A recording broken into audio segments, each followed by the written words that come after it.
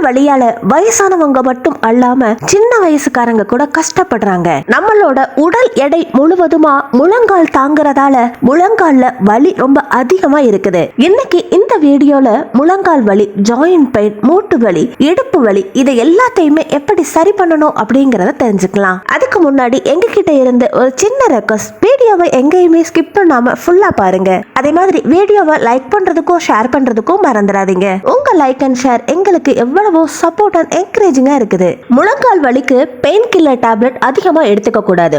அந்த மாதிரி எடுத்துக்கிறப்போ கிட்னி பாழாகிற வாய்ப்பு இருக்குது. நம்ம வீட்டுல இருக்கிற பொருட்களை வச்சு அதை எப்படி சரி பண்ணணும் அப்படிங்கறத பார்க்கலாம். ஃப்ரெண்ட்ஸ், கால்சியம் குறைபாடால தான் முழங்கால் வலி வருது அப்படிங்கிற விஷயம் உங்களுக்கு தெரியும் இல்லையா? கால்சியம் குறைபாட்டுக்கு கசகசா ஒரு கிரேட்டான மருந்து அப்படின்னு சொல்லலாம். அடுத்த பொருள் சோம்பு. இந்த சோம்புலையும் அதிகமான அளவு கால்சியம் இருக்குது. ஃப்ரெண்ட்ஸ், இந்த சோம்பை இந்த ரெமடியில மட்டும் அல்லாம தனியா எடுத்துக்கிறப்போ அதிக உடல் எடை, அஜீரணம், கேஸ், அசிடிட்டி, தலைவலி இந்த மாதிரி பிரச்சனையையும் சரி பண்ணும். இந்த ரெமடிக்காக அடுத்ததா தேவைப்படுற பொருள் கொப்பரை தேங்காய். கொப்பரை தேங்காயில நமக்கு தேவையான அளவு கால்சியம் இதுல இருக்குது. இந்த கொப்பரையில இருக்கிற சத்துக்கள் நம்ம எலும்புகளுக்கு பலத்தை கொடுக்கிறதோட எலும்புகளுக்கு தேவையான அளவு கால்சியத்தையும் கொடுக்குது. தேவையான அளவு கால்சியம் கிடைச்சதுக்கு அப்புறமா நம்மளோட வலி படிப்படியா குறைய ஆரம்பிக்குது. இந்த கொப்பரை தேங்காய் பயன்படுத்துறப்போ ஒரு விஷயத்தை ஞாபகம் வச்சுக்கோங்க. கொஞ்சம் கொப்பரை தேங்காய் கெட்டு போயிருக்கும், அதுல இருந்த ஸ்மெல் வரும். அந்த மாதிரி தேங்காயை கண்டிப்பா பயன்படுத்தாதீங்க.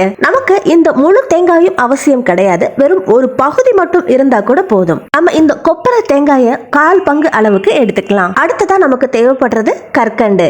இது நம்மளோட ஜீரண சக்தியை அதிகப்படுத்துது.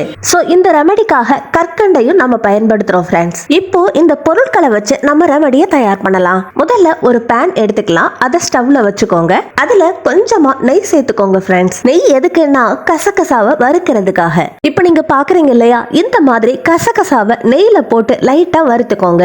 1 ஸ்பூன் கசகசாவை எடுத்து நல்லா வாசனை வர்ற வரைக்கும் வறுத்தாலே போதும். அடுத்ததா நம்ம சேர்க்க போறது சோம்பு ஃப்ரெண்ட்ஸ். சோம்பும் இந்த ரெமடிக்காக கண்டிப்பா பயன்படுத்தணும். அதுக்கு முன்னாடி நம்ம 1 கப் அளவுக்கு பாலை சேர்த்துடலாம். கசகசாவை சேர்த்ததுக்கு அப்புறமா நீங்க பாலை சேர்த்துக்கோங்க.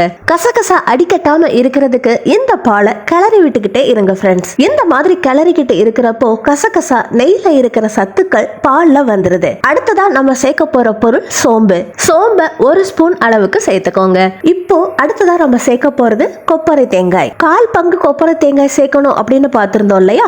அது சேர்த்ததுக்கு அப்புறமா கற்கண்டை சேர்த்துக்கோங்க. இது எல்லாம் சேர்த்ததுக்கு அப்புறம் பால் நல்லா பொங்கி வர்ற வரைய வெயிட் பண்ணுங்க ஃப்ரெண்ட்ஸ். 4ல இருந்து 5 நிமிஷத்துக்கு பாயில் பண்ணாலே போதும் ஃப்ரெண்ட்ஸ். இப்ப பால் நல்லா காய்ச்சிருச்சு. இப்போ நம்ம தனியா எடுத்து வச்சிடலாம். நம்ம இதுல கொப்பரை தேங்காய் உள்ள போட்டிருந்தோம் இல்லையா, அதை தனியா எடுத்துருங்க ஃப்ரெண்ட்ஸ். இந்த கொப்பரை தேங்காயை வாயில போட்டு நல்லா மென்னு சாப்பிடணும். இதனால நமக்கு கால்சியம் ரொம்ப அதிகமான அளவு கிடைக்குது. பால் வெதுவெதுப்பா வந்ததுக்கு அப்புறமா ஒரு கிளாஸ்ல எடுத்துக்கோங்க. இதுல கசகசா, பெருஞ்சீரகம் அப்படியே இருக்கலாம் ஃப்ரெண்ட்ஸ். அதனால எந்தவித பிரச்சனையுமே கிடையாது. வடிகட்டணும்னு அவசியமே கிடையாது, அப்படியே குடிக்கலாம். எதுக்குன்னா இது கேஸ், அசிடிட்டி பிரச்சனையை சரி பண்றதோட நம்ம எலும்புகளுக்கு தேவையான அளவு பலத்தை கொடுக்குது. பாத்தீங்க இல்லையா? இந்த மாதிரி இந்த பாலை தயார் பண்ணி கொடுங்க. யாருக்கெல்லாம் தொண்டை வலி, தொண்டை கரகரப்பு, தொண்டை இன்ஃபெக்ஷன் இருக்கோ அவங்களுக்கும் இந்த பால் ரொம்ப நல்லா வேலை பண்ணுது. சோம்பு நம்மளோட கண் பார்வையை அதிகப்படுத்துது. அதே மாதிரி முதுகு வலி, முழங்கால் வலி பிரச்சனையில இருந்தும் நிவாரணத்தை கொடுக்குது. இந்த மாதிரி இந்த ட்ரிங்கை தயார் பண்ணி தூங்குறதுக்கு 1/2 மணி நேரத்துக்கு முன்னாடி எடுத்துக்கோங்க. சோர்வு, சோம்பல், அசதி எதுவுமே இருக்காது. மறுநாள் காலையில ரொம்ப ஃப்ரெஷ்ஷா ஆக்டிவா இருப்பீங்க.